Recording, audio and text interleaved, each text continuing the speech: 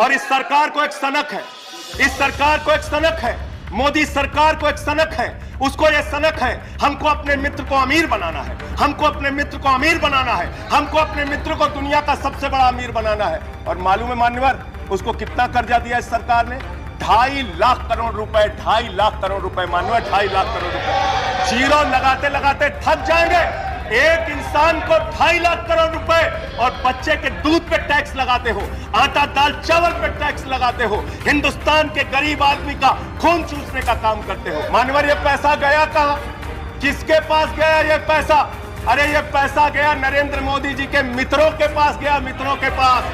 20,000 करोड़ रुपए लेके नीरव मोदी, मेहुल चोकसी भाग गया। 10,000 करोड़ रुपए लेके विजय माल्या भाग गया। 3,000 करोड़ रुपए लेके ललित मोदी भाग गया। 6,000 करोड़ लेके नितिन संदेशरा भाग गया। इस सरकार ने बताया पूंजीपतियों का 11 लाख करोड़ रुपए माफ किया, 11 लाख करोड़ रुपए। आप जीरो लगाते लगाते थक जाएंगे मान्यवर, इतना पैसा इन्होंने पूंजीपतियों को माफ किया।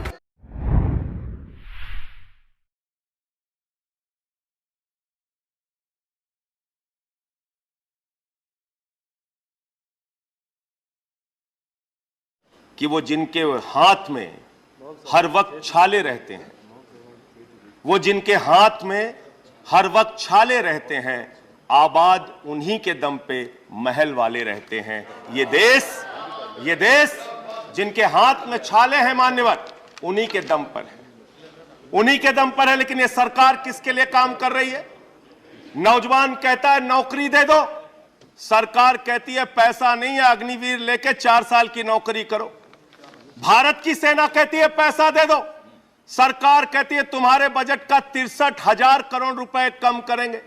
माताएं बहनें कहती हैं गैस का सिलेंडर बढ़ गया, बच्चे के दूध का दाम बढ़ गया, आटा दाल चावल महंगा हो गया, उसको कम कर दो, सरकार कहती है पैसा नहीं है। किसान कहता है फसल का दाम दे दो, फसल का दाम दे दो, सरकार कहती है पैसा नहीं है। अरे बुजुर्ग कहते हैं हमारी रेल की तीर्थ यात्रा, उसकी रियायत क्यों कम कर दी? सरकार कहती है हमारे पास पैसा नहीं है। देश के लोग कहते हैं शिक्षा का बजट तो बढ़ा दो, सरकार कहती है 2% से ज्यादा बजट नहीं है। अरे स्वास्थ्य का बजट तो ठीक कर दो, मोदी जी, सरकार कहती है पैसा नहीं है। मान्यवर, ये पैसा गया कहां? किसके पास गया ये पैसा? अरे ये पैसा गया नरेंद्र मोदी जी के मित्रों के पास गया, मित्रों के पास, मित्रों के पास गया। मैं आपको बताता हूं मान्यवर कहां कहां गया। 20,000 करोड़ रुपए लेके नीरव मोदी, मेहुल चोकसी भाग गया। 10,000 करोड़ रुपए लेके विजय माल्या भाग गया। 3,000 करोड़ रुपए लेके ललित मोदी भाग गया। 6,000 करोड़ लेके नितिन संदेशरा भाग गया। और ये मेरी जानकारी नहीं है, ये मेरी जानकारी नहीं मान्यवर, इस सरकार ने बताया पूंजीपतियों का 11 लाख करोड़ रुपए माफ किया, 11 लाख करोड़ रुपए। आप जीरो लगाते लगाते थक जाएंगे मान्यवर, इतना पैसा इन्होंने पूंजीपतियों को माफ किया।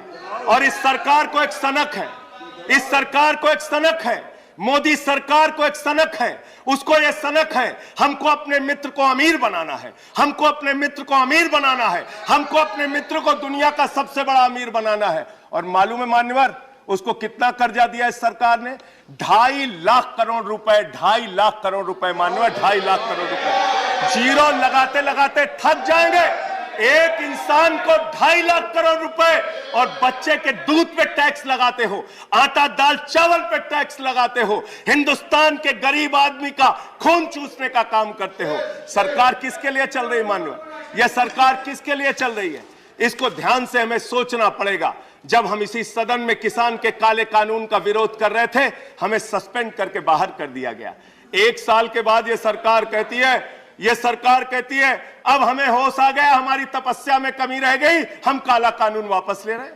क्यों भाई? 1 साल पहले कानून वापस ले लेते तो 750 किसानों को शहीद नहीं होना पड़ता। आज एक छोटी सी बच्ची, 6 साल की बच्ची ने प्रधानमंत्री को चिट्ठी लिखा है मान्यवर। उसने लिखा है मम्मी से जब पेंसिल मांगती हूं तो मम्मी मुझे मारती है, मम्मी जब पेंसिल मांगती हूं तो मम्मी मुझे मारती है। वो कीर्ति दुबे पूछ रही है मान्यवर, मोदी जी कहां है, मोदी जी कहां है। मैं उस कीर्ति दुबे को बताना चाहता हूं, मोदी जी की पूरी सरकार झारखंड में विधायकों की मंडी में व्यस्त है, विधायकों की मंडी में व्यस्त है। विधायक के खरीदने में लगे मान्यवर, विधायक खरीदने में लगे। ये पूंजीपतियों की सरकार चल रही है, पूंजीपतियों की गुलामी करने वाली सरकार चल रही है, जो इस देश के अंदर महंगाई बढ़ाने का काम करती है। गरीब के लिए खाने के लिए पैसा नहीं, 800 दवाओं पर, कैंसर की दवा पे, किडनी की दवा पे, टीबी की दवा पे आपने दाम बढ़ा दिया। आपने अस्पताल के कमरे तक पे दाम बढ़ा दिया। आपकी सरकार डीएचएफएल के लिए काम करती है। 34,000 करोड़ रुपए बैंकों का घोटाला डीएचएफएल ने किया और 29 करोड़ रुपए भारतीय जनता पार्टी को चंदा दिया है मान्यवर। इनसे हिसाब मांगना चाहिए। क्यों नहीं जाती ईडी इनके पास, क्यों नहीं जाती सीबीआई इनके पास, इनसे सवाल पूछना चाहिए मान्यवर। मैं सिर्फ इतना कहना चाहता हूं, आप खाने के लिए आपके पास, सरकार के पास पैसा नहीं, उस पर तो टैक्स बढ़ा देते हो, लेकिन गुजरात के अंदर जहरीली शराब पिलाते हो लोगों को, जहरीली शराब। 75 लोग जहरीली शराब पी के गुजरात के अंदर मर गए मानो, 75 लोगों की जान चली गई। दिल्ली के मुख्यमंत्री केजरीवाल जाते हैं देखने, गुजरात का मुख्यमंत्री उन लोगों से मिलने नहीं जाता। देश के प्रधानमंत्री उन लोगों से मिलने नहीं जाते, दिल्ली के मुख्यमंत्री केजरीवाल उन लोगों से मिलने जाते हैं। माननीय, और मैं ये कहना चाहता हूं, no point of, I am not yielding sir, I am not yielding sir, 1 minute sir, I am not yielding sir, I am not yielding, let me complete sir, sir बस खत्म कर रहा हूं, कंक्लूड कर रहे हो, उसके बाद I'll take the point। ये सरकार पूंजीपतियों की सरकार है मान्यवर, ये बिल्डर्स के लिए काम करते हैं। मैं आपको बता रहा हूं, गुजरात में मान्यवर, गुजरात के अंदर, गुजरात में नवासारी एक जगह है, गुजरात में सीआर पार्टी के जहां के सांसद, नहीं sir I am not yielding, इसी चेयर से कहा गया जब बोलते रहो तो किसी को पॉइंट ऑफ ऑर्डर नहीं देंगे। No sir, no I am not yielding. बात खत्म कर रहा हूं, मेरा लास्ट पॉइंट सर, ये सरकार पूंजीपतियों के लिए काम करती है। सरकार एक बिल्डर गुजरात के अंदर सीआर पाटिल के इलाके में, उसके लिए रास्ता बनाने के लिए राधा कृष्ण का मंदिर गिरा दिया इन्होंने। Point of order, Radha Krishna का मंदिर गिरा दिया। Point of order 1100 please, 1 second, 1 second, under which rule, 1 second sir, ये पॉइंट ऑफ ऑर्डर इसी चेयर से कहा गया सर। 1 सेकंड,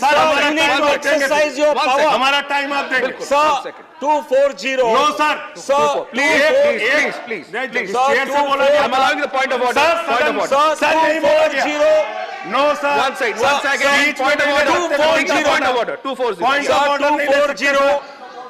सर जब ये बोल रहे हैं सदस्य 240. Irrelevance or repetition. The chairman, after having called the attention of the council to the conduct of a member who persists in irrelevance or in tedious repetition, can ask the member to discontinue the speech.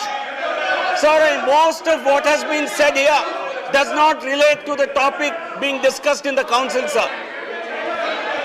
Taking your point is taken. Sir, a lot of what has been said does not pertain to the subject. I'm taking your point. You made your point. Thank you. You made your point. Please sit down. बैठ जाओ sir. He's concluding. बस please. Sir इसी chair से कहा गया था, एक सदस्य बोलता रहेगा तो किसी को पॉइंट ऑफ ऑर्डर नहीं देंगे। सर खत्म कर रहा हूँ सर, मैं ये कह रहा हूँ, कल तक मैं ये कह रहा हूँ, ये सरकार, कल तक ये दूसरे कानून था। हाँ ठीक है, बैठ जाओ, कंक्लूड करिए, बैठ जाइए, खत्म कर रहा हूँ, कंक्लूड करिए। सर मेरा समय खा रहे हैं लोग। सर गुजरात में एक बिल्डर की सड़क बनवाने के लिए राधा कृष्ण का मंदिर गिरा दिया इन लोगों ने। कंक्लूड करिए। ये बिल्डर्स की गुलामी कर रहे हैं। Please conclude. Thank you.